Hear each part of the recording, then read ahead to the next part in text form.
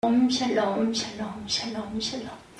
하나님 사랑합니다. 여러분 주 안에서 사랑합니다. 사무엘상 29장과 30장 말씀 속에서 하나님의 긍휼과 은혜를 저희들 깨달아 봅니다. 방백들의 격렬한 반대에 부딪힌 아기스는 다윗을 불러서 나와 함께 군중에 출입하는 것이 나의 속에는 좋은데 장관들이 좋아하지 아니하니 돌이켜 평안히 가서 블레셋 사람이 장관들에게 거슬려 보이지 말게 하라고 이렇게 위로하면서 돌아가 있어라. 6절 7절에 29장 6절 7절에 이렇게 말씀하죠. 아기스가 다윗을 불러 그에게 이르되 여호와께 살아계심을 두고 맹세하노니 내가 정직하여 내게 온 날부터 오늘까지 내게 악이 있음을 보지 못하였으니 나와 함께 진중에 출입하는 것이 내 생각에는 좋으나 수령들이 너를 좋아하지 아니하니 너는 평안히 돌아가 블레셋 사람들의 수령들에게 거슬려 보이게 하지 말아라. 굉장히 부드럽게 생각해서 챙겨주죠. 아기스 왕이. 다윗은 대답합니다. 내 주 왕의 원수와 싸우지 못하게 된 것이 분한 것처럼 이렇게 연기를 하죠. 8절에 다윗이 아기스에게 이르되 내가 무엇을 하였나이까? 내가 당신 앞에 오늘까지 있는 동안 당신이 종에게서 무엇을 보셨기에 내가 가서 내 주 왕의 원수와 싸우지 못하게 하시나이까? 마음에 없는 소리예요. 그렇죠?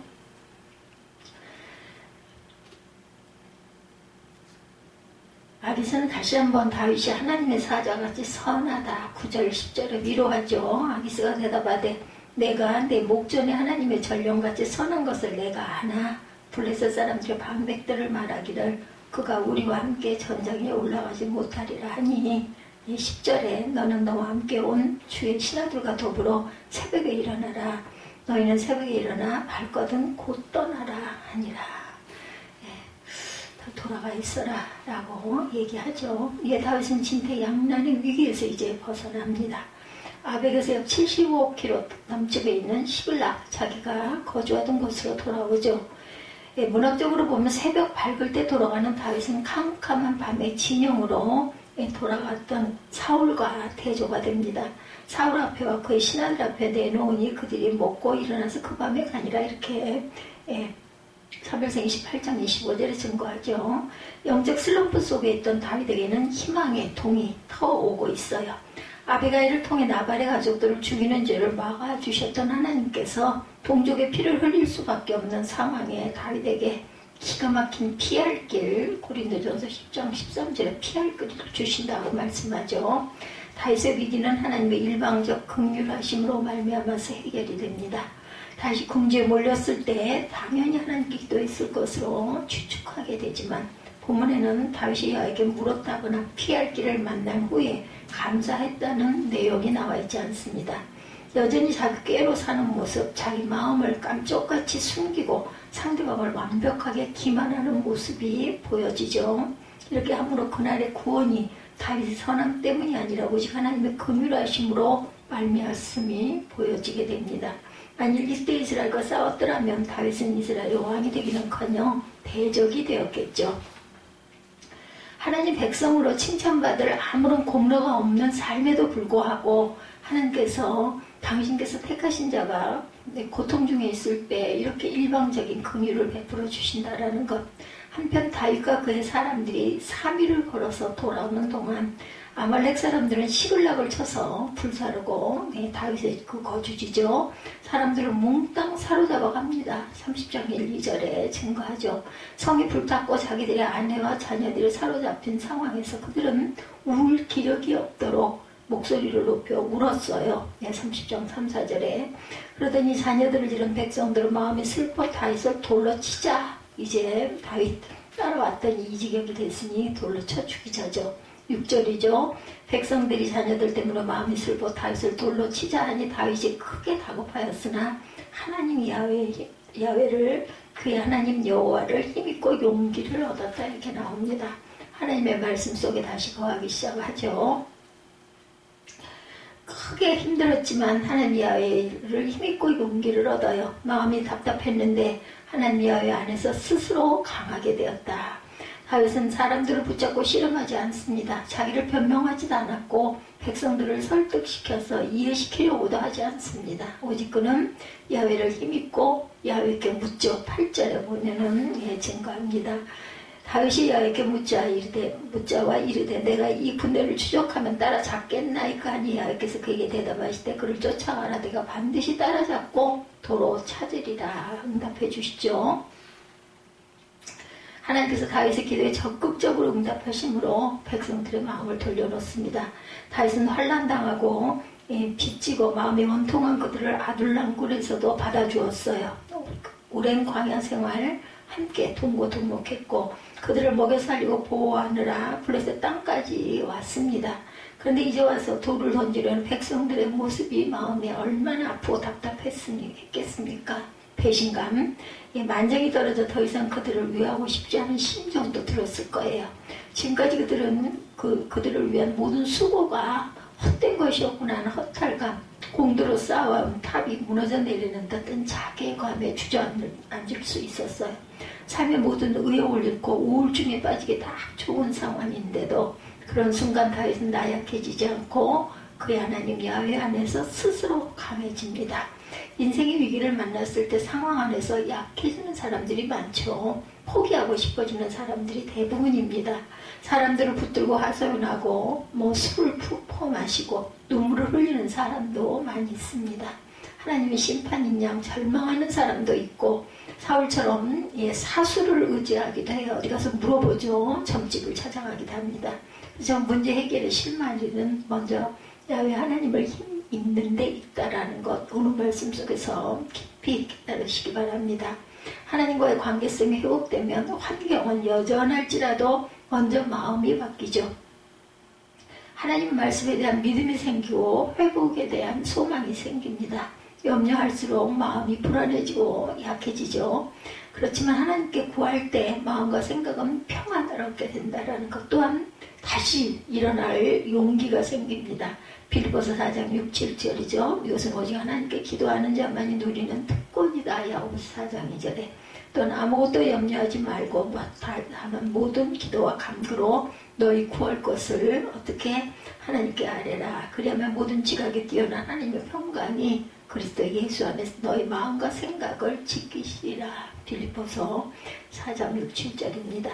하나님의 대답하심에 힘을 얻은 그들은 즉시 아말렉을 추격하죠. 그중 200명은 시글락 남쪽 26km에 있는 부솔 시내에서 피곤하여 더 이상 갈 수 없다. 10절이죠. 나머지 400명도 지쳤겠죠. 그렇지만 아말렉 진영에 미쳐 그들을 치자 약대 타고 도망한 소년 400명 외에는 피한 사람이 없었다. 17절에 이렇게 증거할 정도로 열심히 그들을 쳐서 무찌릅니다.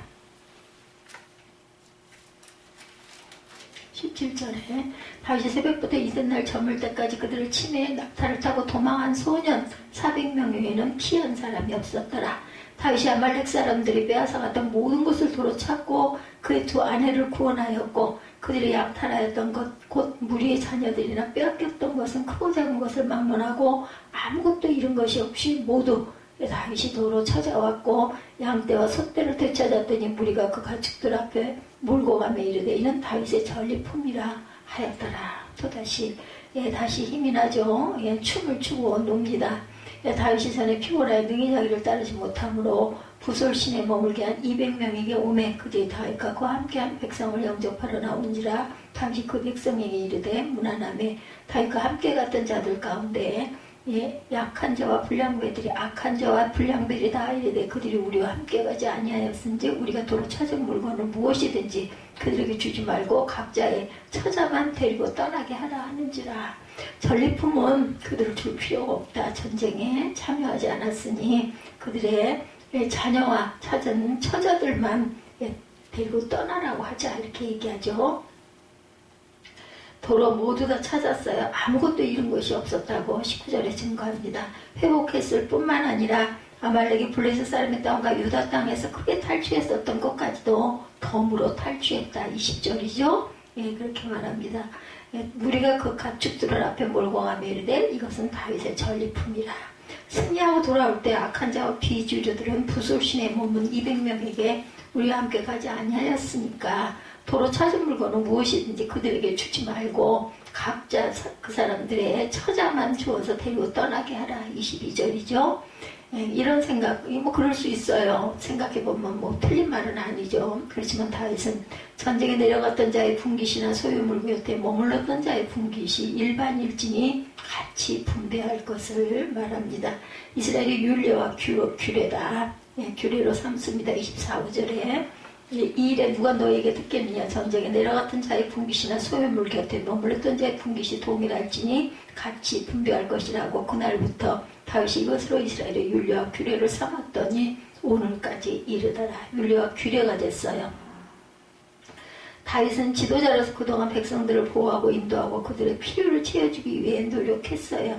우리에게 주신 것, 누가? 여호와께서 우리에게 주신 것이라는 거죠. 그 시점에서 백성들을 보호하시는 분은 하나님이셨고, 백성들의 발걸음을 인도해서 승리케 해주신 분도 하나님이시고, 백성들의 삶을 회복시키고 그들의 필요를 공급해 주신 분도 하나님이셨음을 고백하죠. 내가 아니라 하나님이 지도자이셨다. 지난 삶을 돌아보니 모든 것이 하나님의 은혜다. 내 능과 내 손의 힘으로 내가 이 생으로 얻었다는 자세를 취하지 않고 주님이 주신 은혜라는 거죠. 똑같이 나누는 것이 바로 정의고 공평이라고 규례를 세웁니다. 신명기 8장 17절과 18절 상반절에 내가 마음에 이르기를 내 능력과 내 손의 힘으로 내가 이 재물을 얻었다 말할 것이라. 내 하나님 야훼를 기억하라. 그가 내게 재물 얻을 능력을 주셨습니다. 이같이 하시면 내 조상들에게 맹세하신 언약을 오늘과 같이 이루게 하십니다.